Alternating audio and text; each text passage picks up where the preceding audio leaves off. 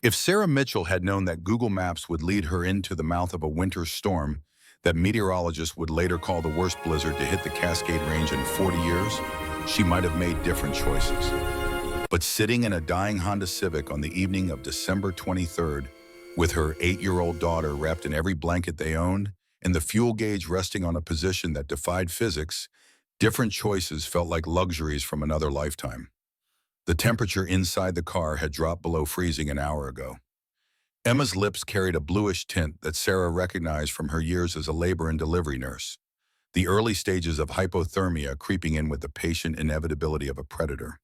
Scout, their border collie mix, pressed his body against Emma's side, trying to share what little warmth his fur could provide. The dog's breath came out in small clouds, each exhale a reminder that 3 living creatures were slowly losing their battle against the mountain cold. 42 days. That's how long they'd been living in the Civic. Sarah could mark the descent with brutal precision. 6 weeks of parking lots and restroom sinks, of charity meals, and the particular shame of washing her daughter's hair in a McDonald's bathroom while pretending this was an adventure. The math was simple and unforgiving. 3 months behind on an $850 a month apartment equaled $2,550 she didn't have. The hospital where she'd worked for 7 years needed round-the-clock staffing. When Sarah refused the 3rd consecutive night shift because Emma couldn't be left alone overnight, her supervisor's face had carried the expression of someone who'd already made the decision. 72 hours to vacate. That's what the eviction notice gave them. Sarah remembered packing their lives into garbage bags while Emma asked the question that still echoed in the hollow spaces of her chest. Where are we going to live? The lie had come easily then. Just temporarily, sweetheart. Mom will find a new job. But Pine Ridge, Washington had exactly one hospital, and it wasn't hiring. The Walmart parking lot tolerated them for 2 weeks before security started morning patrols. The library lot lasted a week. The 24-hour laundromat offered 3 days of fluorescent-lit nights before the owner threatened to call animal control about Scout. Emma had missed the first 3 weeks of 3rd grade because Sarah couldn't provide a stable address for enrollment. The free meals at St. Augustine's Church came with sympathetic looks that hurt worse than hunger. Emma's small voice broke through the memory. "Mama, my toes stopped working." The words hit Sarah like a physical blow. She kept the engine running as long as possible, rationing the last quarter tank of gas like liquid gold. But the alternator had been failing for weeks, and when the dashboard lights flickered and died 20 minutes ago, she'd made the choice between freezing now or dying later when they needed the car to escape. Later won. The key turned uselessly in the ignition, producing nothing but a clicking sound that mocked her desperation. Through the windshield, the world had disappeared into white chaos. The road, County Road 47, according to her dying phone's GPS, no longer existed beneath the accumulated snowfall. Sarah had taken the suggested route when Google Maps promised a faster path around the storm building over downtown Pine Ridge. The algorithm hadn't mentioned that faster meant higher elevation, narrower roads, and zero cell service once the mountains swallowed the last transmission tower. The phone's battery indicator showed 23%. The last bar of signal had vanished 30 minutes ago. Sarah had been reaching for reasons: escape the city where social workers might spot a woman and child living in a car, find the abandoned cabin or closed for winter campground, anywhere with walls and a door that locked. The logic seemed sound when she'd made the turn onto the highway. Now it felt like the final mistake in a long series of catastrophic decisions. Scout suddenly lifted his head, ears perking toward the passenger window. Emma stirred beneath her cocoon of blankets, following the dog's gaze into the storm. The child's hand emerged from the layers to press against the fogged glass. "Mama, look!" Sarah leaned forward, squinting through the snow that attacked the windshield like it had personal grievances. For a moment, she saw nothing but the white void that had swallowed them. Then, barely visible through the curtain of falling snow and the filter of gathering dusk, a shape emerged from the tree line. Dark, massive, 3 stories tall, if her depth perception could be trusted through the distortion. The rational part of Sarah's brain, the part trained to read monitors and assess vital signs, suggested this might be a hallucination. 18 hours since their last real meal. Stress levels that would send any medical chart into red zones. The human mind produced mirages when pushed past its limits. But Emma saw it too, so, and Scout's tail had begun a hesitant wag that suggested the dog's senses confirmed what their eyes reported. The building stood perhaps 200 meters away, though the storm made distance difficult to judge. It appeared to be constructed of dark timber and stone, with a large porch wrapping around what she could see of the front. No light showed in any windows. No smoke rose from chimneys that her desperate imagination wanted to believe existed somewhere in that dark silhouette. Emma's question carried the weight of everything they'd lost and everything they might still save. Is it real? Sarah made herself breathe. In through the nose, out through the mouth, the way she'd coached 1,000 laboring mothers through contractions. The building didn't vanish when she blinked. 200 meters. In normal conditions, a 3-minute walk. In knee-deep snow, carrying a hypothermic child with a dog struggling through drifts, Sarah gave it 15 minutes if they were lucky. The alternative was staying in the car, watching the temperature drop, waiting for the cold to make decisions for them.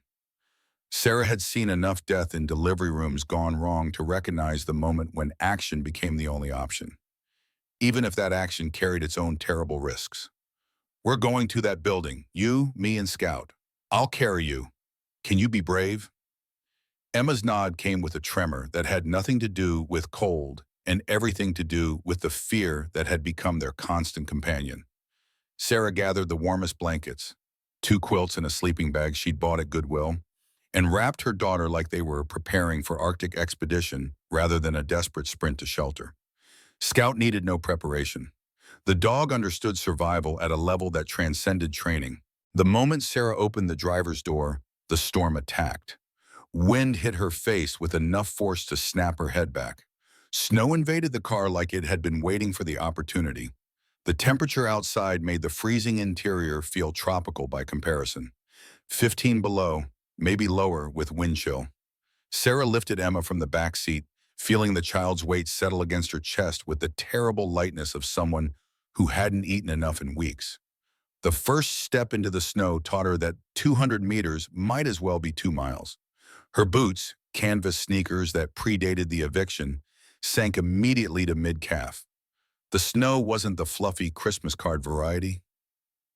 This was dense, wet, and heavy, each step requiring her to lift her leg high enough to clear the previous drift before plunging into the next. Scout bounded ahead, then circled back, then ahead again, breaking trail where he could but sinking just as deep in places. 20 steps. Sarah's thighs burned. 50 steps. Her lungs screamed protest at air. It was so cold it felt like inhaling knives. Emma's face pressed into Sarah's shoulder, the child's breath warm against her neck, a reminder of why stopping wasn't an option. The building grew larger as they approached, resolving from shadow into structure. A lodge of some kind, built in the classic mountain style with heavy timber framing and a stone foundation that suggested permanence. The porch steps materialized from the snow like a gift. Sarah's foot found the first step, then the second. Solid wood beneath accumulated white. Someone had built this place to last. Scout reached the porch first, shaking snow from his coat in an explosion of white. Sarah followed, her legs trembling from exertion and cold. The porch offered blessed relief from the wind, though the temperature barely improved. She set Emma down carefully, keeping the blankets wrapped tight. The front door stood before them like a judgment. Solid oak, maybe mahogany, with carved details visible even under the coating of ice. Sarah raised her fist and knocked. The sound echoed with a hollow quality that suggested empty rooms beyond. She knocked again. Harder. Hello? We're stuck in the storm. Is anyone here? The wind answered with a howl that sounded almost mocking. Sarah moved along the porch, trying each window. Locked. Everyone. The glass thick enough to resist her experimental pushes. She circled to the side, finding more windows, more locked entrances, more evidence that whatever this place was, it hadn't seen occupants in some time. The snow on the porch lay undisturbed except for their own tracks. No footprints leading to or from the door. No vehicle tracks in the driveway she could now see curving away into the trees. Emma's voice, weak and getting weaker. Mama, I'm really cold. The decision crystallized with the clarity that comes when every other option has been eliminated. Sarah looked around the porch until her eyes landed on a heavy wooden chair, its seat cushion frozen solid. She grabbed it with both hands, feeling the weight of what she was about to do settle into her bones alongside the cold. I'm so sorry. Please forgive me. The chair hit the window with force born of desperation. Glass shattered with a sound that seemed to crack the frozen air itself. Shards fell inward, some landing on what looked like hardwood floor, others catching on the window frame. Sarah used the chair to clear the remaining teeth of glass from the bottom edge, then turned to Emma. Into the castle, my lady. The weak giggle that escaped Emma's blue lips made the breaking and entering worthwhile. Sarah lifted her daughter through the window, careful to avoid any remaining glass, then helped Scout scramble through before pulling herself up and over the sill. Her palm caught on a missed shard, opening a thin line that welled red against white skin. But pain was a distant concern compared to the immediate need for warmth. Inside, the air felt marginally less hostile. Not warm, but still. The absence of wind changed everything. Sarah's flashlight, her phone's dying contribution to their survival, revealed a grand entryway with high ceilings and exposed timber beams. A chandelier hung overhead, its crystals dulled by what looked like years of dust.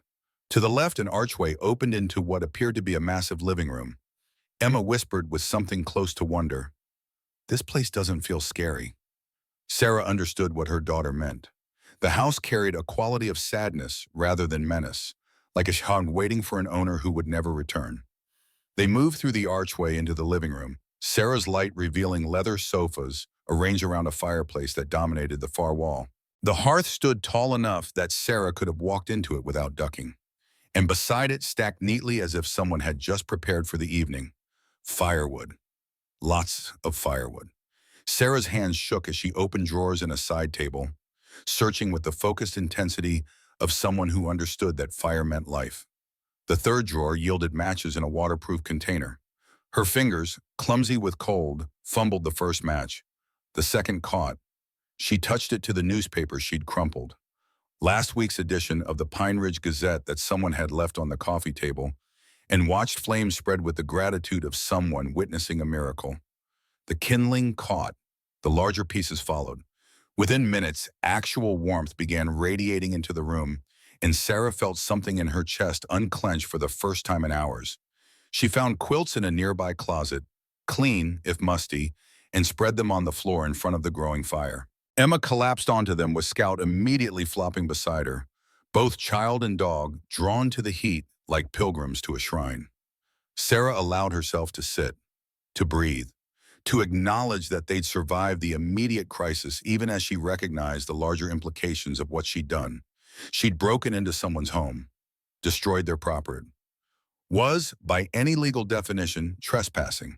The woman who'd spent 7 years following hospital protocols and traffic laws had just crossed a line she'd never imagined approaching. But Emma's lips were returning to pink. Scout's shivering had stopped, and Sarah would break 1,000 windows before she'd let her daughter freeze to death in a car. Later, after Emma had fallen into sleep so deep it looked like unconsciousness, after Sarah had verified the child's breathing and pulse and temperature enough times to convince her nurse's instincts that recovery was progressing, she allowed herself to explore. The kitchen yielded canned goods with expiration dates suggesting they'd been purchased within the last decade. Green beans, corn, soup, peaches, even pancake mix in a sealed container. The gas stove ignited at her first attempt. The click, click, whoosh of flame as beautiful as any sound she'd heard. Upstairs, 5 bedrooms waited in various states of suspended animation. Each room looked like its occupant had stepped out temporarily rather than abandoned permanently. In the largest bedroom, clearly the master suite, Sarah found a dresser topped with a stack of letters bound in ribbon and a leather journal that drew her hand like magnetism. The journal's cover was soft with age and handling. Sarah opened it with the reverence usually reserved for sacred texts, and Catherine Carter's handwriting welcomed her into a life that had clearly held great love and greater loss. December 2006. We promised ourselves this lodge would be our sanctuary. March 2007. Robert taught Owen how to chop wood today. I supervise from a safe distance with Coco. July 2007, Robert's software company is exceeding all projections.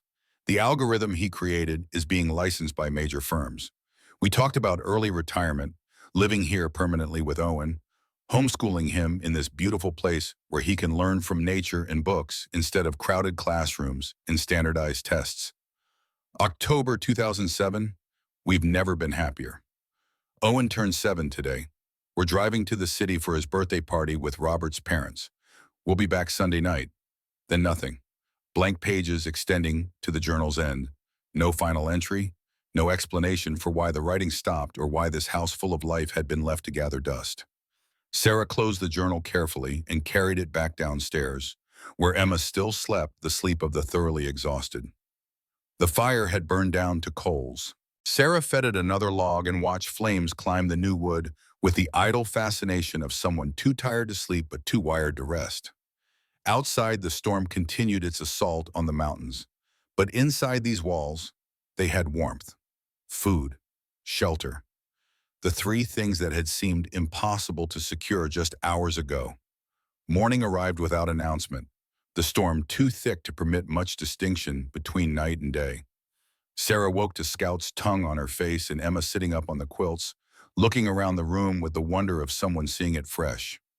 "Mama, this is like a castle."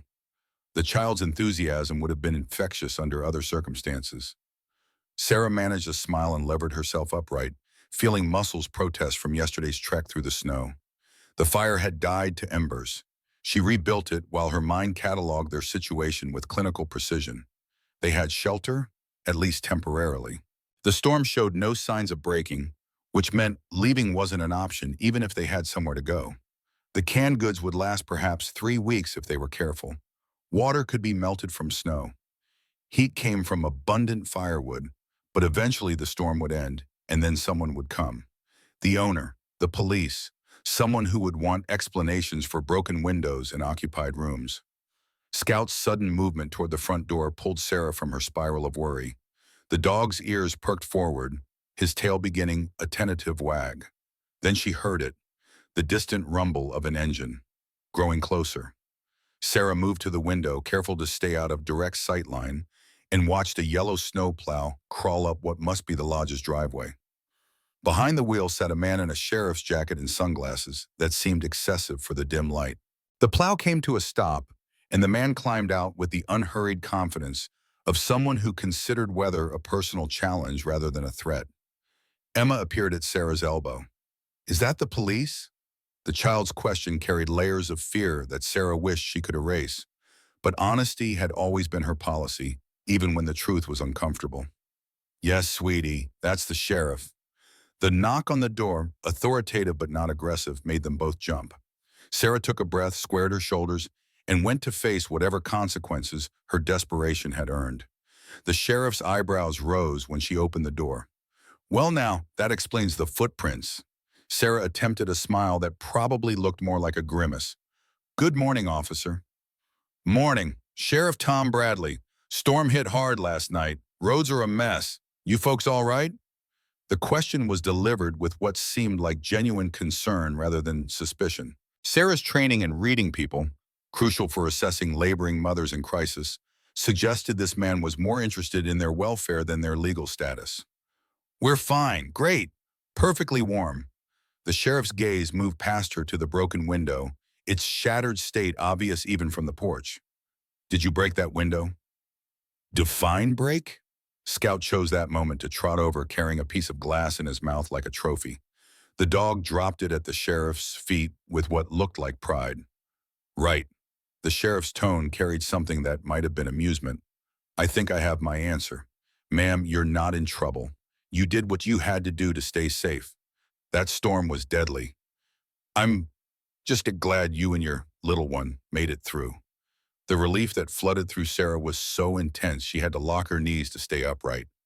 "Thank you."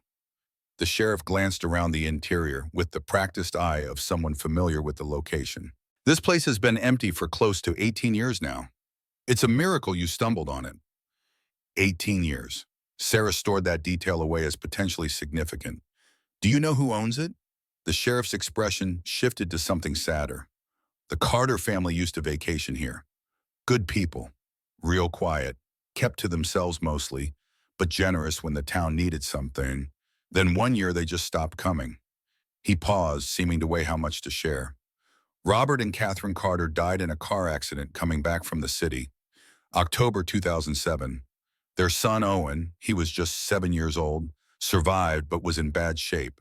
Heard the boy went to live with relatives after that. Never met him myself. Don't know where he ended up.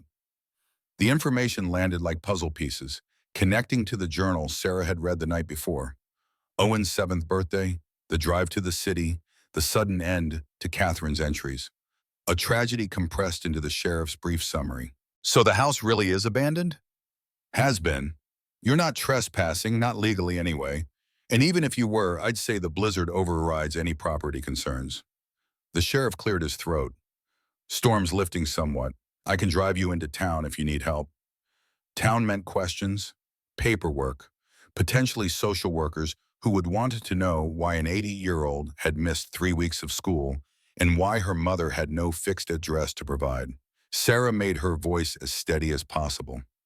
Thank you, but we might stay another night, just until the roads are completely clear. The sheriff nodded as if this made perfect sense. Fair enough. I'll check on you tomorrow. Stay warm. He turned to leave, boots crunching in the snow. Sarah was closing the door, relief making her movements loose, when Scout bolted past her legs with the speed of a dog who'd spotted prey. The animal ran straight to the sheriff and dropped something at his feet. Something long and black that Sarah recognized with horror as one of the bearer bonds from the attic safe she'd found during her midnight exploration of the house. The sheriff bent down, picked up the item, studied it with narrowed eyes. Sarah's heart hammered so hard she could hear it in her ears. What in the world? This is one of those novelty movie props, like from a heist film or something. Sarah's voice came out higher than normal. Yes, exactly. Movie prop. We found it in a box of old costumes. The sheriff handed it back with a chuckle. Well, keep your dog from eating Hollywood next time. When the plow's rumble finally faded into the distance, Sarah closed the door and slid down it until she was sitting on the floor. Emma and Scout joined her, the three of them forming a small huddle of relief and barely avoided disaster. Mama, Emma whispered. What was that really? Sarah looked at the bond in her hand, genuine, worth potentially millions if the safe's contents were what they appeared to be. That, sweetheart, is a very big secret, and we need to figure out what to do about it. The safe had revealed itself the previous night during Sarah's exploration. A pull-down ladder in the upstairs hallway led to an attic filled with boxes labeled in neat handwriting. Owen's school projects, Christmas decorations, summer clothes, important documents. It was Emma who'd found the notebook the next morning, while Sarah was attempting to make pancakes on the unfamiliar stove. The child had climbed the attic ladder despite instructions to stay downstairs, drawn by the natural curiosity of 8-year-olds and the promise of treasure. Mama, these are numbers. The notebook contained pages of sequences and codes, most meaning nothing to Sarah's tired brain. But one entry, circled and starred, practically glowed with significance. Emergency Access Lodge Safe. Our beginning, our future, our love. The photo album Sarah found in the living room provided the key. Pictures documented a love story in reverse chronology. Wedding photo dated June 2005 labeled, Our Love. Baby Owen's first photo from May 2006 marked our future. And finally, a candid shot of a younger Robert and Catherine on what appeared to be a first date, September 2004, captioned, Our Beginning. Sarah's hands shook as she climbed back to the attic and knelt before the massive green safe that occupied the far corner. The combination dial looked like something from a bank vault. She turned slowly, 040506. For a moment, nothing happened. Then a mechanical thunk echoed through the attic, and the heavy door swung open on well-oiled hinges. The contents made Sarah's breath catch. Stacks of documents filled the top shelf. Property deeds, insurance policies, legal papers, all bearing the names Robert and Catherine Carter. Below that, cash in labeled envelopes. Emergency fund, Owen's education, house maintenance. $50,000 total if the writing on the envelopes was accurate. But it was the third shelf that transformed everything. Bearer bonds and sealed packets, stock certificates, for something called TechVision Inc., marked as pre-IPO shares, and a letter addressed in Catherine Carter's handwriting, for Owen, in case something happens. Sarah read the letter with growing comprehension of what she'd stumbled into. The woman's words painted a picture of love and preparation, of parents trying to provide for a future they wouldn't live to see. The total estimated value, according to Catherine's careful notation, approached $245 million if the company went public as projected. $245 million sitting in an abandoned attic, waiting for a boy who didn't know it existed. Sarah closed the safe with the same care she'd used to open it. Emma watched from the attic entrance, eyes wide with the understanding that something significant had just occurred. "Mama, are we rich now?" "No, sweetheart, we're extremely confused." They returned to the living room where Sarah made pancakes that tasted like cardboard because her mind was elsewhere. The food was necessary, their bodies needed fuel, but the implications of the safe's contents overwhelmed any appetite. She could take the money, just enough to get them back on their feet. A few thousand from the emergency fund. Who would know? The house had been abandoned for 18 years. Owen Carter clearly wasn't coming back. Except Catherine's letter made it clear this wasn't forgotten wealth. It was a deliberate legacy, carefully preserved for a specific person. And Sarah, despite 42 days of homelessness and desperation that had driven her to break windows, couldn't shake the fundamental truth that had guided her nursing career: do no harm. Emma's voice broke through the internal debate. "You always say honesty is important." "I do. So we have to find the boy, Owen. We have to tell him about the money." The simplicity of 8-year-old morality cut through Sarah's rationalizations. Emma was right. The money wasn't theirs to keep, no matter how desperately they needed it. But finding Owen Carter 18 years after his parents' death, with no internet access and limited resources, presented challenges that made breaking into the lodge seem simple by comparison. The problem occupied Sarah's thoughts over the next 3 days as the storm gradually weakened. She inventoried their supplies. Enough canned goods for 3 weeks if they were careful. The gas worked. The fireplace provided warmth. They could survive here while she figured out the next steps. On the 4th day, Sheriff Bradley returned as promised, this time with his patrol vehicle navigating the now-plowed driveway. Sarah met him on the porch where he handed her a phone number written on a piece of paper. "Thought you might need this. Maggie Walsh runs the general store in Pine Ridge. She knew the Carter family. Might be able to help you with whatever you're trying to figure out." Sarah took the paper, studying the sheriff's expression for signs that he knew more than he was saying. But his face remained professionally neutral, offering assistance without demanding explanation. "There's something else." He shifted his weight, looking uncomfortable. "Child Protective Services will probably want to talk to you. Protocol when we find folks living in unusual circumstances with kids. Janet Hobbs is the caseworker for this county. She's fair, but she'll want to verify Emma's being properly cared for." The warning hit Sarah like a fist. Of course, CPS would be involved. A homeless woman and her daughter squatting in an abandoned lodge would trigger every red flag in the system. She'd been so focused on the immediate crisis of survival that she hadn't thought through the official consequences. "When?" "She'll probably contact you within the week. My advice? Be honest with her. Janet can tell the difference between neglect and hard circumstances, but you'll need to show her you're working towards stability." After the sheriff left, Sarah sat at the kitchen table and forced herself to think strategically. She had maybe a week before CPS arrived. A week to transform from homeless trespasser into someone with a plan. The first step was obvious. She needed to contact whoever handled the Carter estate. The letter mentioned an attorney named Robert Hayes in Seattle. The phone in the lodge had no dial tone. Sarah's cell battery was nearly dead, and even if she could charge it, there was no signal this deep in the mountains, which meant a trip to town, to Maggie Walsh's general store, if the sheriff's suggestion was to be trusted. The next morning, Sarah asked if the sheriff could give them a ride when he did his next patrol. He agreed without hesitation, arriving at 9 with the kind of punctuality that suggested he'd been waiting for the request. Pine Ridge revealed itself as a town of 2,400 people, one main street, and the kind of community where everyone knew everyone else's business. The general store occupied a corner building with a hand-painted sign, Walsh's General Store, established 1972. Inside, warmth and the smell of coffee greeted them. Behind the counter stood a woman in her 60s with silver hair and kind eyes that immediately focused on Emma. "You must be the Mitchell family. Tom Bradley mentioned you might stop by." Sarah managed a cautious smile. "I'm Sarah, this is Emma. Maggie Walsh, owner, operator, and apparently town gossip according to my late husband's assessment." She said it with humor that invited them to relax. "Tom said you were staying at the Carter Lodge, that you might be looking for information about the family." The directness was unexpected, but somehow welcome after days of uncertainty. Sarah glanced at Emma, then back to Maggie. "I found some things at the lodge. Personal items that should go to Owen Carter. I'm trying to locate him." Maggie's expression shifted to something sad and knowing.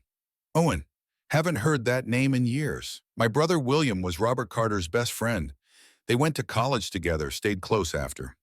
When Robert and Catherine died, William tried to stay in contact with Owen. The boy's aunt, Catherine's sister, took him away, cut all ties, said Owen needed a fresh start without reminders." "Do you know where they went?" "No. And William passed away 5 years ago from a heart attack, so I can't ask him." Maggie studied Sarah with an assessment that felt measuring rather than judgmental. "But William left me with instructions. He said if Owen ever came back, to tell him his parents loved him more than anything, and if anyone needed sanctuary at that lodge, to help them, because that's what Robert and Catherine would want." The word sanctuary echoed Catherine's letter so precisely that Sarah felt the hairs on her neck rise. They wanted it to be a refuge. For people who needed a second chance. Robert used to say everyone deserves the opportunity to rebuild when life knocks them down. Maggie leaned forward on the counter. "Tom tells me you've had some hard times, lost your job, your home, that you've been keeping your daughter safe however you could." Sarah's throat tightened, admitting failure to a stranger shouldn't hurt more than living it, but somehow it did. "Yes. I need someone part-time at the store. 20 hours a week, $15 an hour. Not much, but it's steady, and you can bring Emma on after school. I'll watch her." The offer was so unexpected that Sarah couldn't immediately process it. "Why would you help me?" "Because it's what William would want. Because I see a woman trying to do right by her daughter. And because I think maybe Robert and Catherine's lodge had found the person it was waiting for." Sarah accepted the job because refusing would have been both stupid and ungrateful. Maggie directed her to Jake Thompson's auto repair shop 3 blocks away, where a taciturn man in his 50s agreed to fix the Honda Civic for free after learning Sarah was staying at the Carter Lodge. "Mr. Carter helped me open this garage, lent me money when the bank wouldn't, told me to pay it back when I could, no interest." Jake's voice was gruff with emotion held firmly in check. "Never got to thank him proper. Fixing your car settles that debt." The pattern continued through the day. Dr. Ellen Foster at the Pine Ridge Medical Clinic offered free health examinations for Emma, explaining that Catherine had helped pay her daughter's college tuition. Principal George Harris at Pine Ridge Elementary enrolled Emma immediately with waivers for the usual documentation, mentioning Robert's donation of computers to the school library. By the time the sheriff drove them back to the lodge that evening, Sarah understood something profound. Robert and Catherine Carter had touched many lives in this small town. Their generosity was returning now, channeled through people who remembered kindness and wanted to honor it by helping the strangers who'd found sanctuary in the Carter Lodge. But help with jobs and car repairs didn't solve the central problem. Sarah still needed to find Owen Carter. She needed to return what belonged to him. And she needed to do it before CPS decided Emma required removal from an unstable situation. That night, after Emma was asleep, Sarah used her phone's last 5% of battery to search for any information about Owen Carter or the attorney Robert Hayes. The weak signal from town finally reached the lodge, and she found a listing. Hayes and Associates, Estate and Trust Law, Seattle. She wrote down the number on a scrap of paper and made a promise to herself. Tomorrow she'd find a way to call. She'd explain the situation to this Robert Hayes person and let him help locate Owen. It was the right thing to do, the only thing to do, even if doing the right thing meant giving up the one place where she and Emma had finally found something resembling safety. The payphone outside Walsh's General Store accepted quarters with the reluctant clicks of machinery built before Sarah was born. She fed $3 in change, precious coins from her first week's wages, and dialed the Seattle number with fingers that trembled from more than the January cold. A professional voice answered on the second ring. Hayes and Associates, how may I direct your call? I need to speak with Mr. Hayes about Owen Carter and the Carter family estate. The pause that followed stretched long enough for Sarah to wonder if the connection had failed. Then, please hold. 15 minutes passed. Sarah watched Emma and Scout play in the small park across the street, the child's laughter carrying on winter air while the dog bounded through snow that no longer felt life-threatening. The normalcy of the scene, daughter playing, mother making a phone call, felt like a costume that didn't quite fit someone who'd been homeless 6 weeks ago. A different voice came on the line, male and measured with the careful neutrality of someone trained to reveal nothing. This is Robert Hayes. You mentioned Owen Carter? Mr. Hayes, I know this sounds strange, but I'm currently staying at the Carter Family Lodge in the mountains near Pine Ridge. I found a safe in the attic containing financial assets and a letter addressed to Owen from his mother, Catherine. The attorney's response came quick and sharp.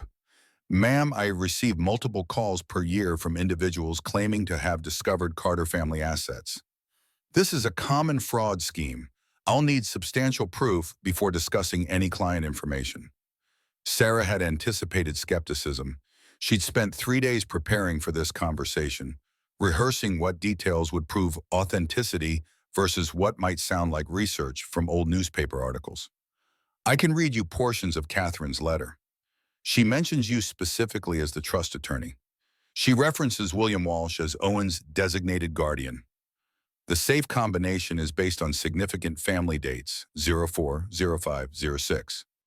The silence on the other end felt different now, weighted with attention rather than dismissal. Continue. The letter mentions Tech Vision Incorporated and pre-IPO stock certificates. It lists cash reserves of $50,000 and bearer bonds valued at $5 million. Catherine estimates the total value at $245 million if the company goes public as she projects. Hayes's breathing changed audibly. How do you know about William Walsh? That guardianship arrangement was never made public. Because I'm holding Catherine's handwritten letter, Mr. Hayes.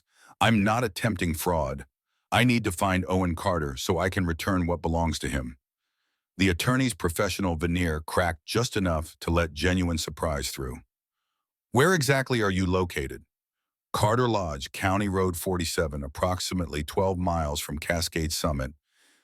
The address is, I know the address, Ms. I don't believe I caught your name. Mitchell, Sarah Mitchell. Mitchell, I need you to photograph the documents you found and send them to my office email.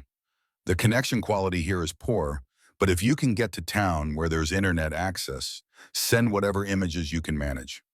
Sarah had anticipated this request as well. The Pine Ridge Public Library offered 30 minutes of free computer time to patrons, and she'd already created an email account during Emma's first week at school. I can do that today. What's the address? Hayes provided it, then added, I'll need to verify the handwriting and document authenticity. If everything checks out, we'll need to discuss next steps. This is, Mr. Mitchell, in 30 years of estate law, I've never encountered a situation quite like this. The photographs took 4 hours to upload on the library's ancient internet connection. Sarah had used her phone to capture images of Catherine's letter, the safe's contents, and the property deed that listed Robert and Catherine Carter as owners. Each file crept through the digital pipeline with agonizing slowness, while Emma did homework at a nearby table and Scout waited patiently outside, tied to a bike rack with a length of rope Maggie had provided. Hayes called back the next morning while Sarah was stocking shelves at the general store. Maggie handed over her personal cell phone without question, somehow understanding the call's importance before Sarah explained. Ms. Mitchell, I verified the documents. The handwriting matches Catherine Carter's known signature on multiple estate filings. The deed is legitimate. The stock certificates appear genuine based on serial numbers and security features. His voice carried a quality Sarah recognized from her nursing days, the tone medical staff used when delivering news that would fundamentally alter someone's reality. The letter mentions $245 million in estimated value. Tech Vision went public in 2015. The current market value of those shares is approximately $287 million. Sarah's hand tightened on the phone. Hearing the number, spoken aloud by someone who dealt in such figures, professionally made it real in ways the letter hadn't. And you want to return all of it to Owen Carter? Yes, sir. It's not mine. Hayes exhaled slowly. Mrs. Mitchell, there's information about Owen you need to understand. He uses the name Michael now, Michael Carter. I've served as his trust attorney since his parents' death. When he turned 18, he received access to a foundational trust fund of approximately $500,000 for education and living expenses. Sarah processed this carefully. So he knows about some of the inheritance. Yes, but not all of it. Robert and Catherine established what we call a two-tier structure. The first tier, which Michael has accessed, was meant to provide for his basic needs and education without overwhelming him with massive wealth during his formative years. The second tier, the contents of that safe, was designed to remain undiscovered until certain conditions were met or until Michael turned 30, whichever came first. Why structure it that way? Because Catherine and Robert wanted their son to develop normally. They believed, and I agreed with their assessment, that revealing nearly $300 million to a traumatized teenager would have derailed his development. The safe was meant to be found when Michael was mature enough to handle the responsibility, or when someone with integrity discovered it and sought out its rightful owner. A pause. You appear to be the latter scenario. The weight of that statement settled over Sarah like a physical thing. She'd stumbled into a plan 18 years in the making, designed by parents who tried to protect their son even from beyond death. There's a complication, Hayes continued. After the accident, Michael refused all connection to the lodge. He's asked me repeatedly to sell the property. He believes everything related to his parents' estate has been resolved and wants no reminders of what he lost. If I tell him about the safe, it will reopen wounds that have barely begun to heal. Sarah understood the dilemma without Hayes having to spell it out. Honoring Michael's wishes meant keeping life-changing information from him. Revealing the truth meant forcing him to confront a past he'd spent 18 years trying to escape. Neither option offered clean resolution. What do you recommend? Give me a few days. I'll contact Michael carefully. This news needs to be delivered in person, not over the phone. In the meantime, Ms. Mitchell, I need to understand your situation. Sheriff Bradley filed a report about finding you and your daughter sheltering at the lodge during the storm. Are you still residing there? The question carried implications beyond simple logistics. Sarah chose her words with the precision of someone who knew her answer would shape outcomes. Yes, we have nowhere else to go. I lost my job and home several months ago. We were living in our car when the storm forced us to seek shelter. I know we're technically trespassing, but according to property law, the lodge has been legally abandoned for more than the statutory period. Your emergency occupation during a life-threatening storm is defensible. However, Hayes paused as if consulting notes. I understand Child Protective Services has been notified of the situation. Janet Hobbs is scheduled to interview us tomorrow. Ms. Mitchell, CPS will want to see evidence of stable housing and income. Your employment at the general store helps, but living in a property you don't own or rent legally creates complications. I may be able to assist with documentation that makes your presence less problematic, but I'll need to discuss options with Michael first. After the call ended, Sarah returned the phone to Maggie with thanks and went back to stocking shelves, her mind churning through scenarios. She had a job that paid $300 a week. Jake had fixed the Honda, giving them transportation. Emma was enrolled in school and thriving for the first time since the eviction. But none of that would matter if CPS decided the living arrangement was too unstable. Janet Hobbs arrived at the lodge the following afternoon, driving a county vehicle that announced her official capacity before she'd even stepped out. Sarah watched from the window as the caseworker gathered a tablet and file folder, straightening her coat against the cold with movements that spoke of routine rather than judgment. The knock came firm, but not aggressive. Sarah opened the door to a woman in her mid-40s with tired eyes and the kind of professional assessment that missed nothing. Ms. Mitchell, I'm Janet Hobbs from Child Protective Services. We spoke on the phone. They settled in the living room where Sarah had made sure the fire burned cleanly and the space looked as organized as possible. Janet's gaze swept the room, taking in the clean quilts folded on the sofa, the stack of Emma's schoolwork on the coffee table, Scout lying peacefully near the hearth. I need to ask you some questions about your living situation and Emma's care. Sarah forced herself to breathe steadily. Of course. You were homeless for 42 days before arriving here. Is that correct? Yes. I lost my job at Pine Ridge Regional Hospital when I couldn't accommodate mandatory night shifts. I'm a single mother with no family support in the area. After falling behind on rent, I was evicted. We lived in our car while I searched for new employment and housing. Janet made notes on her tablet without looking up. Did you seek assistance from shelters or social services? I applied for housing assistance and was placed on a wait list with an estimated 18 to 24-month wait. I applied for food assistance but was denied due to lack of a fixed address. The nearest shelter was 40 miles away and had a 2-week maximum stay. I used that time to look for work but found nothing that would allow me to afford both housing and childcare. Emma missed 3 weeks of school. The accusation in that statement was mild but present. Sarah met it directly. Yes, I couldn't enroll her without a permanent address. I taught her daily using books from the library. Principal Harris confirmed she's now caught up with her class and performing at grade level. Janet looked up from the tablet. You're currently employed at Walsh's General Store for 20 hours weekly at $15 per hour.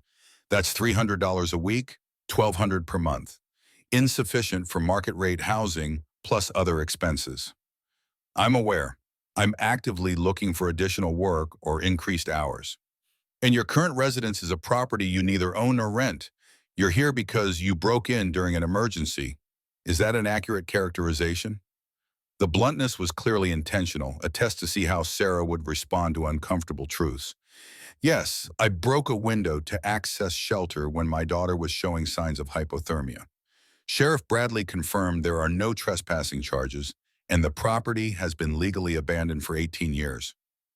Janet set the tablet aside and fixed Sarah with a direct stare. Ms. Mitchell, I'm going to speak frankly. My job is to assess whether children are being properly cared for. On paper, your situation raises significant concerns. Homelessness, unstable housing, insufficient income, interrupted education. Any one of those factors might trigger intervention. All of them together. She let the implication hang. Sarah's chest tightened, but she refused to look away. I understand. However, I also need to assess the actual care being provided versus the circumstances surrounding it. So I'd like to speak with Emma privately, if that's acceptable to you. It wasn't acceptable, but Sarah had no power to refuse. She nodded and stood. I'll be in the kitchen. Through the wall, she could hear the murmur of voices, but not the specific words. She gripped the counter edge and counted her breathing. In for 4, hold for 4, out for 4, the pattern nurses used to manage stress during codes and crises. Scout padded into the kitchen and pressed against her legs, offering silent support with his solid presence. The interview lasted 12 minutes. When Janet called Sarah back, Emma's eyes were red, but her posture was straight, a child who'd learned to be brave when circumstances demanded it. Janet remained on the sofa, but her expression had shifted to something more complex than professional assessment. Emma, could you take Scout outside for a few minutes? Your mother and I need to talk. After they'd gone, Janet picked up her tablet, but didn't consult it. Your daughter is articulate, well-adjusted despite obvious stress, and clearly devoted to you. She described times when you went without food to make sure she ate. She talked about how you helped her with homework in parking lots and sang to her when she was scared at night. Sarah's throat closed around words she couldn't form. She also told me she doesn't want to live anywhere else. That you're the person who makes her feel safe. Janet leaned forward slightly. Ms. Mitchell, I see actual neglect regularly in this job. Parents who don't feed their children, who leave them unsupervised for days, who prioritize substances or relationships over basic care. You're not that. You're someone who encountered circumstances that overwhelmed your resources and made choices to protect your child. Relief started to build in Sarah's chest, but Janet's raised hand stopped it from fully forming. However, I can't ignore the instability. Emma needs consistent housing. She needs to know she'll sleep in the same place tomorrow as she did today. Right now, you can't guarantee that because this isn't your home. Janet set the tablet down with deliberate care. I'm going to give you a probationary period of 30 days. During that time, you must accomplish 4 things. First, secure stable legal housing, either through rental agreement, documented permission to reside here, or other verifiable arrangement. Second, maintain Emma's school enrollment and attendance. Third, keep your employment or find additional income sources. Fourth, attend 2 parenting support meetings I'll arrange. Sarah's voice came out rough. And if I can't accomplish all of that in 30 days? Janet's expression held genuine regret. Then I'll be required to recommend temporary foster placement while you stabilize your situation. I don't want that outcome, Ms. Mitchell, but I have to prioritize Emma's welfare, and part of welfare is stability. After Janet left, Sarah sat in the quiet lodge and let herself acknowledge the impossible position she occupied. She needed legal housing but couldn't afford it.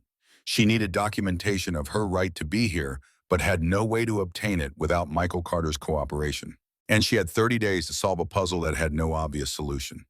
The email arrived 2 days later. Maggie let Sarah use the store's computer during her lunch break, and there it sat in her inbox, a message from Hayes with the subject line, "From Michael Carter." Her hands shook as she opened it. "Ms. Mitchell, Robert Hayes told me about you, about finding the safe, and more importantly, about wanting to return everything. I don't know what to say. For 18 years, I've tried to forget that lodge. Every time I think about it, I see the moment the police told me about the accident. I see the room where I waited for my aunt to pick me up. I see the life I had and lost in one night. But through your message," Hayes forwarded your explanation, "I also see something else. A mother protecting her daughter. A woman who could keep $287 million but chose to find the rightful owner. That's the kind of person my parents admired. My mom wrote in her letter that the lodge should be a sanctuary for people who need a second chance. I think you are that person, but I can't just give you $287 million. That wouldn't be fair to you. The tax implications alone would be catastrophic, and it wouldn't honor my parents' intentions. Instead, I propose we establish a nonprofit foundation, the Carter Sanctuary Foundation. You would serve as executive director. The mission would be turning the lodge into refuge for families in transition, those experiencing homelessness, escaping dangerous situations, or needing time to rebuild after crisis. The foundation would own the lodge and manage the endowment. You would receive an annual salary of $75,000, free housing at the lodge, comprehensive health insurance, and budget authority for staffing and programs. You would manage daily operations, hire staff, and determine which families receive assistance. This isn't charity. It's a job, difficult work that will require everything you can give. But I believe you're suited for it in ways no one else could be. If you're willing, I'll come to the lodge on January 25th, my first visit in 18 years, to discuss details and sign necessary documents. Hayes will handle the legal structure. I don't promise this will be easy, but I promise it's an opportunity that could change your life, Emma's life, and the lives of many others who need exactly what you needed 6 weeks ago." Michael Carter. Sarah read the email 3 times, then a fourth, waiting for the words to rearrange themselves into something she'd misunderstood. But the offer remained consistent across each reading. $75,000 a year, housing, insurance, the ability to help families who face the same desperation she'd known, the ability to keep Emma. She wrote back immediately, fingers flying across the library keyboard, "Mr. Carter, I accept your proposal. Not because of the salary, though $75,000 is beyond anything I imagined earning, but because I want to honor your parents. I've read Catherine's journals and letters. I've met people in Pine Ridge who remember Robert's kindness. They were extraordinary people who believed in second chances. I promise to work with everything I have to make their dream reality. Thank you for trusting me. Sarah Mitchell." Hayes arrived at the lodge 5 days before Michael's scheduled visit, driving a rental sedan that looked comically out of place on the mountain roads. The attorney was 63, but carried himself with the vigor of someone who'd stayed active through decades of sedentary work. He shook Sarah's hand with a firm grip and declined coffee in favor of immediate business. "We have significant legal groundwork to complete before Michael arrives. The foundation structure requires specific paperwork, tax filings, and board establishment. I've brought drafts for your review." They spread documents across the kitchen table while Emma did homework in the living room and Scout supervised from beneath the table. Hayes walked Sarah through the nonprofit formation process. 501c3 status, board composition, operating guidelines, employment contracts. The language was dense with legal terminology. But Hayes translated with the patience of someone who'd explained complex estates to grieving families many times before. The board will consist of 5 members initially. Michael as chairman, myself as treasurer, you as executive director, and 2 community representatives. I suggest Margaret Walsh and Dr. Ellen Foster based on their knowledge of local needs and their connection to the Carter family. Sarah nodded, processing the structure. And the endowment? $287 million transferred to foundation ownership. Conservative investment should generate between 10 and 12 million annually in returns. That's your operating budget. Salary, maintenance, programming, staffing, all comes from that income stream while preserving the principal. The numbers were so large they felt abstract. Sarah tried to ground them in practical terms. How many families could we serve? Hayes consulted his notes. Based on preliminary budget projections, you could house 4 families simultaneously for 3 to 6 months each, with comprehensive support services. That's roughly 8 to 12 families per year, assuming some variation in length of stay. 8 to 12 families who wouldn't have to choose between freezing in a car and breaking into an abandoned house. Sarah felt something expand in her chest. Not quite hope yet, but maybe its precursor. There's one more critical element, Hayes continued. Your employment contract needs to address the CPS situation. The foundation will own the lodge, and as executive director with housing included in your compensation package, you'll have documented legal residence. That should satisfy Janet Hobbs's requirements. The relief was so intense, Sarah had to close her eyes. Thank you. Don't thank me yet. This is complex work, Ms. Mitchell. You'll be responsible for everything from hiring staff to developing intake procedures to managing conflicts between residents. You'll need to learn nonprofit compliance, grant writing, outcome reporting. The first year will be especially challenging as you establish protocols and build reputation. I understand. Sarah met his gaze directly. I spent 7 years managing labor and delivery. I know how to handle high-stress situations that require quick decisions and careful documentation. I can learn what I don't already know. Hayes studied her with the same assessing look Janet Hobbs had used, but his conclusion appeared to be favorable. Michael chose well. Let's continue. They worked until evening, reviewing documents and discussing logistics. Hayes would file the nonprofit paperwork immediately. The board would officially convene after Michael's visit. Sarah's employment would begin retroactively to January 1st, which would help with the CPS timeline. One last thing, Hayes said as he prepared to leave. Michael is coming here to sign papers and discuss the foundation, but I suspect he's also coming to confront ghosts. This will be the first time he's entered the lodge since the accident. Be patient with him. This is harder for him than he'll let anyone see. After Hayes departed, Sarah walked through the lodge with new awareness. Every room would soon house families in crisis. The kitchen, where she made Emma's meals, would feed children who had known hunger. The bedrooms that had sat empty for 18 years would provide shelter for people who'd run out of options. The lodge Robert and Catherine had built as their sanctuary would become exactly what they'd intended, a refuge for those who needed it most. The next days passed in a blur of preparation. Sarah deep-cleaned rooms that hadn't been touched in nearly 2 decades, finding evidence of the life the Carters had lived. Owen's forgotten toy in a closet, Robert's favorite mug in a cabinet, Catherine's gardening journal on a shelf. She collected these items carefully, placing them in a box for Michael. Some people needed to remember before they could move forward. Maggie brought donations from town, extra blankets, kitchen supplies, children's books. Jake appeared with tools and spent an afternoon fixing a loose porch railing and replacing the broken window with proper glass. Dr. Foster stopped by with a first aid kit and instructions for what medical supplies the sanctuary should maintain. The community was investing in something that didn't fully exist yet, making small gestures of faith in a vision they'd only heard described. Sarah watched them work and understood she wasn't building this alone. The sanctuary was already becoming a collective effort. just as Robert and Catherine would have wanted. Emma, for her part, seemed to grasp the significance without needing detailed explanation.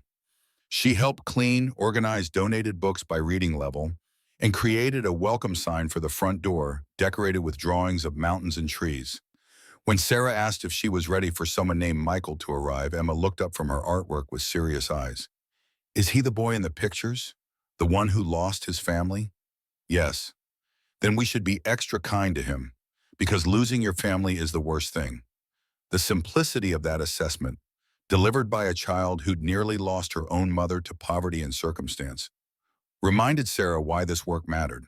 Children understood essential truths that adults complicated with fear and analysis. January 26th arrived with clear skies and temperatures just above freezing. Sarah woke early and made sure the lodge looked welcoming, but not overly prepared. Michael was coming home, not visiting a showroom. The fire burned in the living room hearth. Coffee waited in the kitchen. And on the mantel, the box of items she'd collected sat ready to offer if he wanted them. The SUV appeared at 10 o'clock exactly, black and practical, against the snow-covered driveway. Sarah watched from the window as a man emerged, tall and thin, wearing glasses and carrying a backpack, with the efficiency of someone who traveled light. He stood beside the vehicle for a long moment, looking at the lodge with an expression Sarah couldn't read from this distance. Then he squared his shoulders and walked toward the porch. Sarah opened the door before he could knock.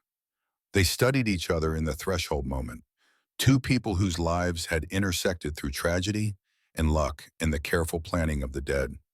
His voice was quiet. Ms. Mitchell, I'm Michael. I don't know where to start. Call me Sarah, and thank you for coming. Emma appeared at her elbow, holding the photograph she'd found and carefully repaired with tape. Young Michael and his parents on this same porch, frozen in a moment before everything changed. She held it out with both hands. Do you want this? It's your family. Michael took the photo with fingers that trembled visibly. He looked at it for several seconds, and Sarah watched his throat work against emotion before he managed to speak. Thank you, I thought I'd lost all the photos. He knelt to Emma's level, and Sarah saw her daughter's expression soften with the compassion she'd shown since she was old enough to recognize sadness in others. Emma reached out and hugged him, spontaneous and brief, but offered without reservation to someone who was essentially a stranger, but also somehow already family. Michael stood slowly, photo clutched carefully. Could I see the house? Sarah led him through rooms that held his childhood, watching as he paused in doorways and touched surfaces with the tentative recognition of someone revisiting a dream. He stopped at the fireplace mantel and ran his fingers along the wood. We always put the Christmas tree right here. Dad insisted on getting one tall enough to nearly touch the ceiling. Mom complained every year that it shed needles everywhere. In the kitchen, he smiled faintly. Sunday pancakes, she sang while she cooked. Terrible voice, but she didn't care. When they reached his childhood bedroom, he stopped in the doorway but didn't cross the threshold. Sarah saw his chest rise and fall with deliberately controlled breathing. I'm not ready for this room yet. Maybe later. Whenever you want, or never. This is your decision. They returned to the living room where Hayes had arrived while they were upstairs. The attorney had spread documents across the coffee table with practiced efficiency. Michael sat on the sofa, Sarah in the armchair, while Emma and Scout retreated to the kitchen to give the adults space. Hayes began the presentation. The foundation is legally established. The paperwork here formalizes board positions, transfers asset ownership, and establishes operating guidelines. Sarah, your employment contract specifies salary, benefits, and housing allowance. Michael, you retain chairman authority, but the daily operations belong to Sarah as executive director. They reviewed each document carefully. Michael asked pointed questions about oversight mechanisms and outcome measurements. Sarah focused on understanding her actual responsibilities versus theoretical authority. After 90 minutes, they'd signed everything that required signatures and initialed everything that required initials. Hayes gathered the papers with visible satisfaction. The Carter Sanctuary Foundation is officially operational. Congratulations to you both. But Michael didn't look or celebratory. He stood and walked to the window, staring out at mountains that had witnessed his parents' last drive. When he spoke, His voice carried weight that suggested the words had been building for days or possibly years. Sarah, I need to tell you something. I didn't just come here to sign papers. She waited, recognizing the cadence of someone preparing to reveal difficult truth. For 18 years, I've been angry at my parents. I know it's not fair. They died. They didn't choose to leave me. But I was angry anyway. Angry they drove back from the city in a snowstorm. Angry they left me alone at 7 years old. Angry I lost the life I had. He turned to face her. When Hayes told me about you, about how you could have kept nearly 300 million but chose to find me instead, something shifted. You reminded me of the values my parents tried to teach. Do the right thing, help others, give people chances. I'd forgotten all that. I spent 18 years focused only on what I lost. Michael gestured to encompass the lodge. But you, someone who lost everything, still chose to do right. You showed me what my parents would have done in your position.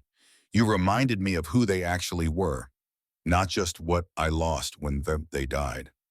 Sarah found her voice. Michael, I can't imagine losing parents at 7, but I know they loved you completely. Every journal entry, every letter, every choice they made, it was all for you. I know that now. I knew it then too, intellectually, but I couldn't feel it because the grief was too big. He sat back down, removing his glasses to rub his eyes. Coming here isn't just about the foundation. It's about learning to forgive myself for surviving when they didn't. About learning to love this place again instead of hating it for being the reason they were on the road that night. The confession hung in the air between them, raw and honest. Sarah recognized the shape of it. The survivor's guilt she'd seen in mothers whose babies didn't make it, in fathers who blamed themselves for genetic conditions no one could have prevented. They would want you to live fully, not to punish yourself for being alive. Hayes said something similar. So did my therapist. But I think I needed to hear it here in this house, from someone who understands what it means to fight for survival. Michael met her eyes directly.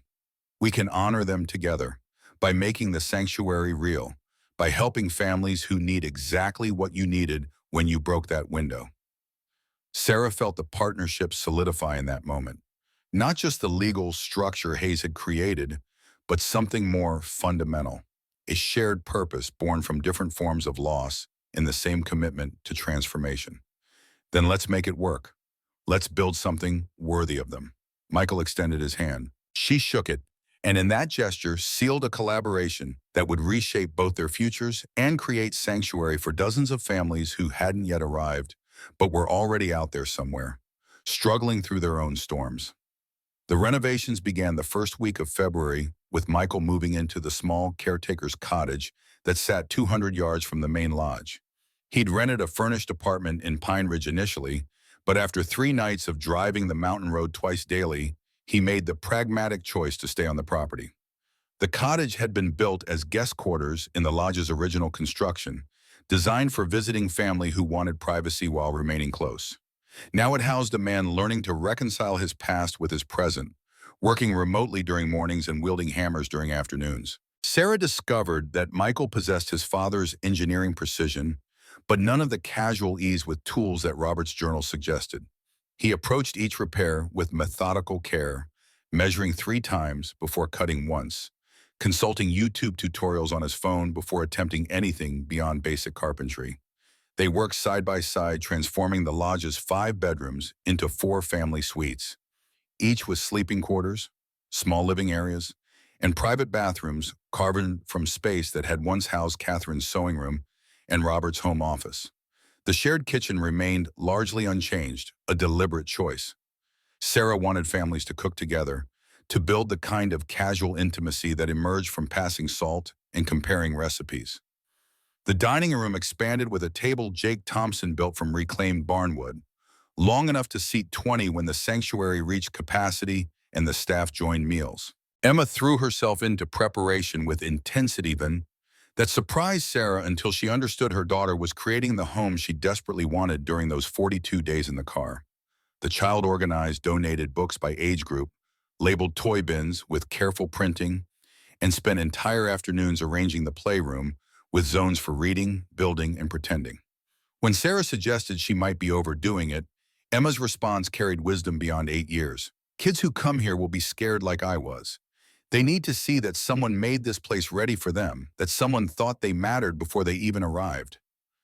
Maggie Walsh proved invaluable in ways that went beyond her general store donations. She understood Pine Ridge's social networks with the fluency of someone who'd lived in the same small town for 6 decades, and she deployed that knowledge with strategic precision. When the sanctuary needed a cook, Maggie knew Patricia Coleman had just lost her restaurant job due to the establishment's closure. When Sarah struggled to find qualified caseworkers willing to relocate to a mountain town, Maggie connected her with two recent social work graduates from the state university who wanted rural experience before pursuing urban careers. By mid-March, the sanctuary had evolved from concept to functioning operation. The nonprofit paperwork had cleared state and federal approval. The endowment sat in diversified investments managed by a firm Hayes recommended. Sarah had hired 5 staff members: Patricia for food service, 2 caseworkers named Jennifer and David, a part-time maintenance coordinator, and a childcare specialist who would help with after-school programming and supervision. The soft opening happened on March 15th without fanfare or press attention.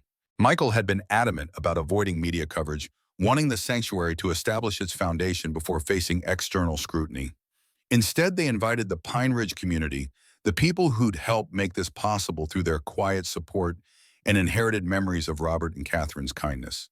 Sheriff Bradley arrived first, parking his patrol car with the careful precision of someone who'd driven mountain roads in all weather. Doretta Foster brought her daughter, now a resident physician at a Seattle hospital, who wanted to see where her mother's stories originated. Principal Harris came with his wife, and Jake Thompson appeared in clothes so carefully pressed they suggested he'd purchased them specifically for this occasion.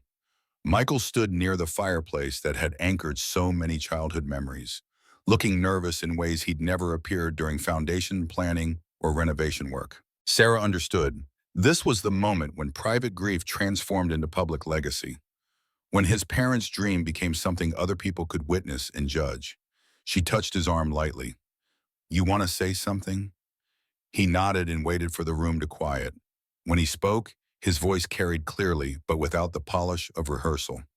"Today, we're not opening a building. We're opening a possibility. My parents built this place believing it could be sanctuary, refuge, for people who needed safety while rebuilding their lives. For 18 years, that dream sat empty. Now, because of Sarah Mitchell and all of you, it becomes real. We'll make mistakes. We'll learn through failure as much as success. But we'll change lives. That's what my parents would have wanted. That's what we're here to do." The applause was genuine, warm, without being excessive. Maggie wiped her eyes openly. Sheriff Bradley nodded with the satisfaction of someone who'd seen justice completed. And Sarah felt the weight of responsibility settle more firmly. Not oppressive, but grounding, like an anchor securing a ship against drift. The first family arrived in early April. Maria Johnson called the sanctuary's newly installed phone line after finding the number through a domestic violence hotline that had begun including the Carter Sanctuary in their resource listings. Her voice shook with the controlled panic of someone who'd rehearsed this conversation multiple times, but still couldn't make it sound normal. "I have 2 children.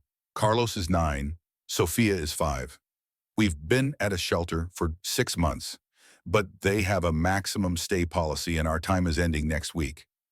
I have a nursing degree, but I can't work right now because my ex-husband is looking for us, and if I use my license, he'll find us through the state database." Sarah scheduled the intake interview for the following day. Maria arrived in a borrowed car with a nervous energy that manifested in her hands, constantly adjusting her children's clothing, straightening collars that didn't need straightening. Carlos watched his mother with the hyper-awareness of a child who'd learned to monitor adult moods for signs of danger. Sophia clutched a stuffed rabbit with fur, worn smooth from constant handling. They sat in what Sarah had designated as the intake office, a small room off the main hallway furnished with comfortable chairs and a low table. No desks to create barriers, no institutional furniture to remind people of government offices where they'd been processed and documented and found wanting. "This place is beautiful. Too beautiful. I'm afraid we'll break something." Sarah recognized the fear beneath those words. The internalized message that people in crisis didn't deserve beauty, that poverty should come with punishment. She'd felt it herself when first exploring the lodge, that sense that her presence contaminated spaces meant for better people. This is your home for as long as you need it, up to 6 months with possible extension. You won't break anything that matters, and anything you do break, we'll fix together. Tell me what you need to feel safe here. Maria's shoulders dropped fractionally. I need to know he can't find us. The shelter was careful about records, but here, is this place public knowledge? The sanctuary's existence is public, but our resident list is strictly confidential. We don't share names, photos, or any identifying information with anyone outside our staff without written permission from residents. If your ex-husband somehow finds out you're in Pine Ridge, he still won't know where specifically unless someone tells him. Over the next hour, Sarah learned the familiar story: love that turned controlling, control that became violence, violence that escalated until leaving became the only survival option. Maria had taken the children and fled with 2 suitcases and her nursing textbooks, the only possessions that mattered more than escape speed. They moved into Suite 1 the same afternoon. Carlos examined his bedroom with the careful neutrality of a child who'd learned not to get attached to temporary spaces. Sophia whispered to her rabbit, narrating their new surroundings with the imagination that children used to process chaos. Maria unpacked their belongings with movements that grew progressively slower as exhaustion caught up with adrenaline. Sarah left them to settle, understanding they needed space to believe this was real before they could begin trusting it. She'd learned that truth herself during her first week at the lodge. The way safety took time to feel safe, how the body needed to stop running before the mind could rest. The Johnson family's first week followed a pattern Sarah would see repeated with every subsequent family. Initial hypervigilance gradually softening. Children testing boundaries to confirm they were real and consistent. Maria attending the first counseling session Jennifer arranged with visible reluctance that transformed into tears of relief when the therapist validated rather than questioned her choices. By week 4, Maria was interviewing for a nursing position at Dr. Foster's clinic, a job that would keep her off state databases while still using her skills. By week 8, she'd been hired and was working part-time while the sanctuary's childcare coordinator supervised Carlos and Sophia after school. By week 12, Jennifer had helped Maria secure a subsidized apartment in Pine Ridge's small, affordable housing complex, and the foundation provided first month's rent plus deposits. On moving day, Maria stood in the lodge's kitchen with Sarah while Carlos and Sophia played one last time in the sanctuary playroom. You saved our lives, not just the housing, the belief that we deserve better. Sarah shook her head. You saved your own lives by leaving. We just provided the space for you to catch your breath and plan next steps. That space was everything, the difference between drowning and reaching shore. The Parkers arrived in July, Brian and Jennifer with their 3 teenagers who radiated the particular resentment of young people who'd been forcibly relocated from familiar lives. The twins, 16-year-old boys named Marcus and James, made their displeasure obvious through sullen silence and minimal eye contact. Their sister Kayla, 14, compensated with excessive politeness that felt like its own form of hostility. Brian had worked manufacturing for 23 years before the plant closed without warning, leaving 400 employees scrambling for jobs in an area where manufacturing represented the primary employment sector. Jennifer had survived cancer 2 years prior, and the medical bills from treatment had consumed their savings and pushed them into bankruptcy. When they lost the house to foreclosure, they'd spent 4 months cycling between their car and cheap motels, preserving normalcy for the kids until even that fiction became unsustainable. The teenagers' anger was loudest during family meals. When their presence at the communal table forced interaction, they clearly resented. Marcus pushed food around his plate with aggressive disinterest. James answered questions with single syllables. Kayla maintained her artificial cheerfulness until it cracked during the second week, spilling into a tearful outburst about how they'd never asked to be poor and why couldn't they just go home. David, one of the caseworkers, suggested family therapy. Sarah agreed but added a different intervention based on instinct rather than training. She assigned each teenager responsibilities within the sanctuary. Marcus helped Jake with maintenance projects. James assisted Patricia in the kitchen, And Kayla worked with Emma organizing the playroom and tutoring younger children who would arrive in subsequent months. The strategy worked through a principle Sarah had learned during her nursing career. People healed faster when they felt useful rather than helpless. Marcus discovered he had his father's mechanical aptitude and began shadowing Jake with genuine interest instead of grudging compliance. James found unexpected satisfaction in cooking, in the concrete achievement of producing food that others enjoyed. Kayla connected with Emma's earnestness and stopped performing false contentment in favor of authentic, if complicated, emotions. By September, Brian had found construction work that required a 50-mile commute but paid enough to support the family. Jennifer worked part-time at Maggie's store alongside Sarah, their shared shifts creating friendship from proximity and mutual understanding. The teenagers had enrolled in Pine Ridge High and joined activities. Marcus in auto shop, James in culinary arts, Kayla in volleyball. When the Parkers moved to their own apartment, Jennifer hugged Sarah with the fierceness of someone expressing gratitude beyond words. "We lost everything, but here we remembered we still had each other. That was the treasure we'd forgotten to value." Marcus Brown arrived in October with his daughter Zoe and a grief so fresh it seemed to occupy physical space around him. His wife had died of cancer 18 months ago, and the loss had derailed his career in information technology. Missing deadlines led to warnings, warnings led to termination, and termination led to a downward spiral that ended with eviction and a man who couldn't understand how his life had disintegrated so completely. He struggled with the intake interview, his pride warring against desperation in ways that made his voice tight. "I should be able to provide for my daughter. I had a good job, savings, a house. I don't understand how I ended up here." Sarah had heard variations of this confession from nearly every resident. The disbelief that middle-class stability could evaporate so quickly, that the safety nets promised by society had gaps wide enough to fall through completely. Grief doesn't follow economic logic. You lost your wife. You're allowed to struggle with that loss in ways that affect everything else.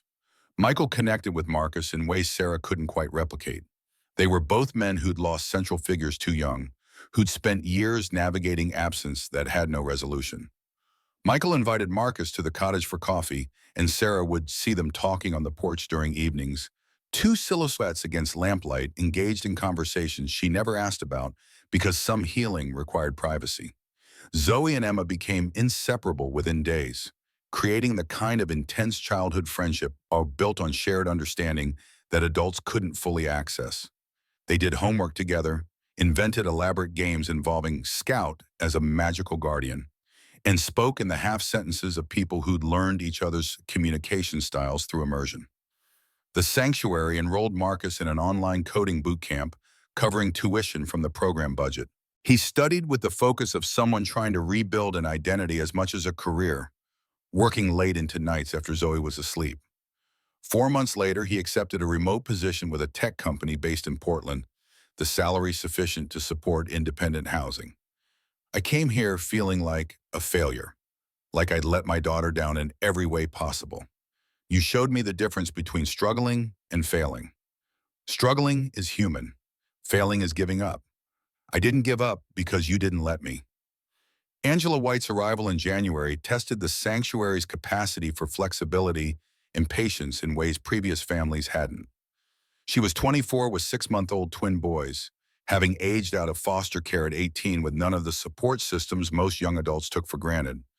The babies had been born premature, requiring extended NICU stays that generated medical bills Angela had no hope of paying.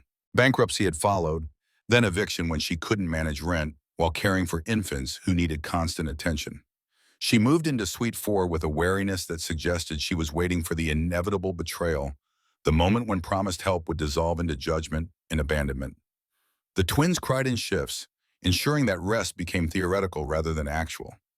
Angela paced the suite at 2 a.m., 3 a.m., 4 a.m., trying to soothe babies who refused soothing while exhaustion made her hands shake. Sarah recognized the signs of someone drowning in real time.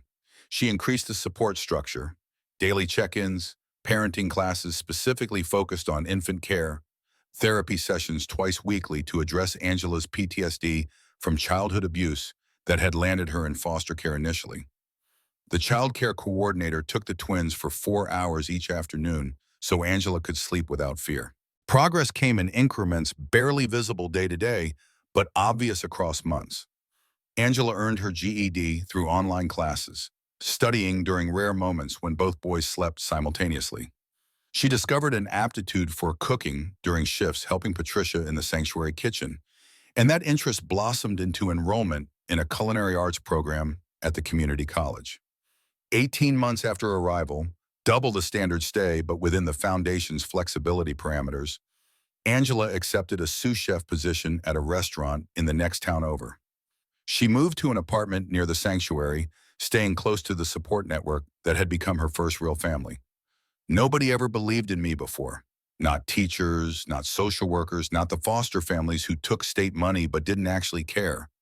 You didn't just give me housing, you gave me proof that I could be more than my circumstances.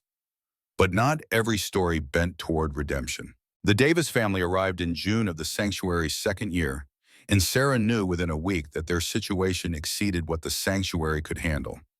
Ryan struggled with opioid addiction nominally in recovery, but realistically in constant relapse.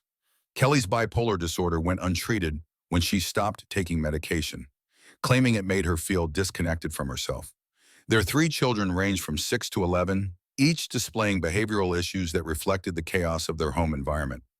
Sarah tried. She connected Ryan with intensive outpatient treatment. She worked with Kelly's psychiatrist to find medication combinations that might feel more tolerable. She provided structure and stability in every resource the sanctuary could marshal.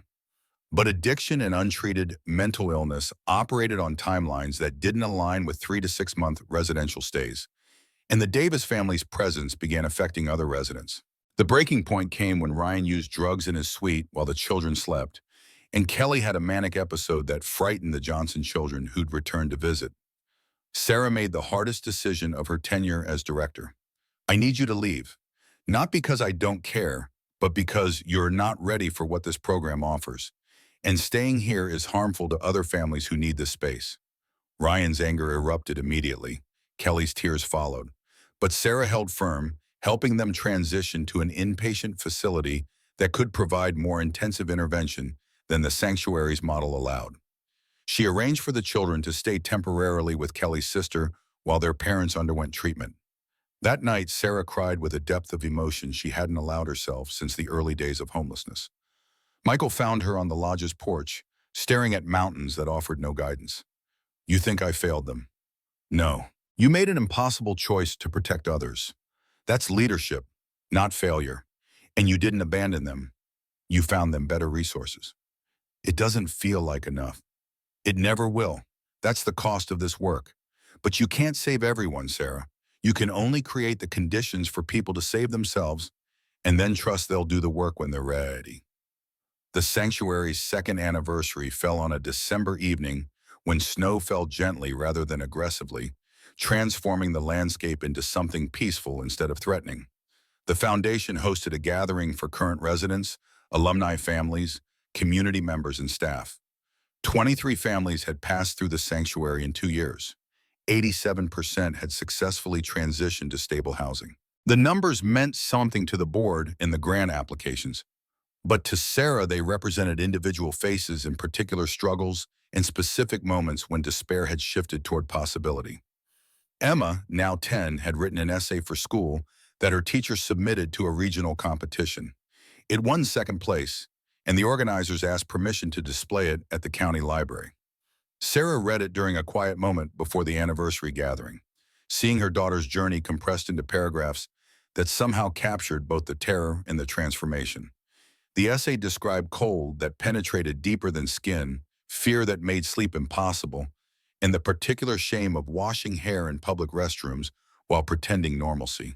But it also described the lodge appearing through the storm like something from a fairy tale. The warmth of the first fire after weeks of freezing, and the moment when Sarah had chosen to find the safe's rightful owner rather than keep life-changing wealth. Emma's conclusion carried the kind of moral clarity that children possessed before the world taught them to compromise their convictions. Being homeless doesn't mean you're bad or you failed. It means you hit a hard time. And sometimes all you need is someone to believe in you and give you a chance. That's what the Carter Sanctuary does. It gives people chances. The anniversary gathering filled the lodge with voices and laughter that would have made Robert and Catherine smile. Angela brought photos of her twins, now sturdy toddlers who'd lost the fragility of premature birth. Maria introduced her new boyfriend, a teacher she'd met through Carlos's school. The Parkers arrived en masse, the teenagers dramatically taller and less angry than they'd been 18 months earlier. Speeches were brief by mutual agreement. Michael thanked the staff and acknowledged how the sanctuary had exceeded his hopes for honoring his parents' legacy. Sarah expressed gratitude to the community that had supported them through learning curves and occasional failures. But the most powerful moment came from Carlos Johnson, now 11, who stood near the fireplace and spoke with the solemnity of someone delivering testimony. I used to be scared all the time. Scared of my dad finding us, scared of being hungry, scared that nowhere was safe. But here I learned I didn't have to be scared anymore. This place taught me what safe actually feels like. After the guests departed and the cleanup was complete, Sarah, Michael, and Emma sat together near the fire that had welcomed them all on different nights of desperate need. Scout dozed at Emma's feet, muzzle now showing gray that marked the passage of time more clearly than calendars. Emma's question was simple. Do you think Robert and Catherine would be happy with what we made? Michael smiled with less hesitation than he would have shown 2 years earlier. I think they'd be very happy. This is exactly what they hoped for. Good, because I think this place is magical. It turns sad people happy, scared people brave, lost people found. Sarah pulled her daughter close, feeling the truth of those words settle into her bones. The lodge had found her when she was lost, had given her purpose when she had none, had transformed her from someone who'd broken a window in desperation to someone who opened doors for others facing their own storms. Outside, snow continued its gentle fall, covering the mountains in fresh white that erased old tracks and prepared the landscape for new journeys. Somewhere in the darkness, another family was struggling, searching for sanctuary they didn't yet know existed. And when they found their way here, through circumstance or luck, or the mysterious architecture of grace, they would discover warm rooms and full meals and staff who understood that sometimes the difference between drowning and reaching shore was simply someone offering a hand at the precise moment when strength ran out. Michael stood and moved to the window, looking out at territory that had once held only painful memories, but now contained something larger. Sarah joined him, their reflections ghostly in the glass, thinking about what comes next. Always, we've helped 23 families. There are thousands more who need what we offer. The board approved exploring a second location near Seattle. That's ambitious. So is everything else we've accomplished. Why stop now when we're finally getting it right?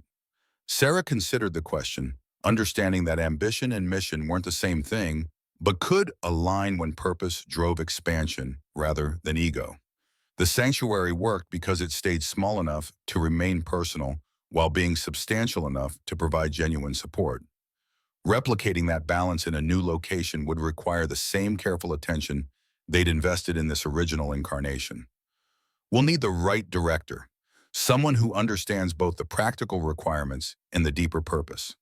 I know, Hayes already has candidates being vetted, but that's future planning. Tonight is for acknowledging what we've built here. He turned from the window to face her directly, and Sarah saw something in his expression that hadn't been there 2 years ago. Peace with his past, confidence in his present, hope for his future. The angry, grieving 7-year-old had finally found his way home. Not to the life he'd lost, but to a new life built on the foundation of his parents' love and his own hard-won healing. Thank you for breaking that window, Sarah, for doing what you had to do to serve him, and then choosing to do what was right instead of what was easy. She felt her throat tighten with emotion that words couldn't quite capture. Thank you for trusting me with your parents' dream, for seeing what I could become instead of just seeing what I'd been. Emma's voice called from the couch where she'd curled up with Scout. Are you two going to stand there being emotional, or are we going to play cards like we promised? They laughed and returned to the warmth, to the game that Emma would win through combination of luck and aggressive strategy, to the ordinary evening that was itself extraordinary because 2 years ago, Sarah hadn't believed she'd have a future that included ordinary evenings again. The fire burned low, and Sarah fetted another log, watching flames climb the new wood with the same fascination she'd felt that first desperate night. Outside, the mountains stood eternal and indifferent, having witnessed countless human dramas across centuries. But inside these walls, something precious and fragile and necessary continued: the work of transformation, the practice of compassion, the simple radical act of believing that everyone deserved a second chance to build a life worth living. The Carter Sanctuary wasn't just a building or a program or a line item in nonprofit databases. It was a promise made concrete, a dream inherited and honored, and proof that sometimes the worst moments in life created paths toward the most meaningful destinations. Sarah had arrived here frozen and desperate, had found a safe that held more than money, and had chosen to honor the dead by serving the living. That choice had saved her. And in saving her, it had created the possibility of saving others, which meant Robert and Catherine's love hadn't ended with their deaths. It had simply found new channels, new expressions, new ways of reaching people who needed exactly what they'd once offered their son: sanctuary, safety, and the unshakable belief that he mattered. The legacy continued. The door stayed open. And somewhere out in the winter darkness, another family was heading towards shelter they didn't yet know awaited them, carried forward by hope and luck and the mysterious grace that sometimes arrive precisely when needed most, in the form of an abandoned lodge appearing through the storm like an answer to prayers that hadn't yet been spoken.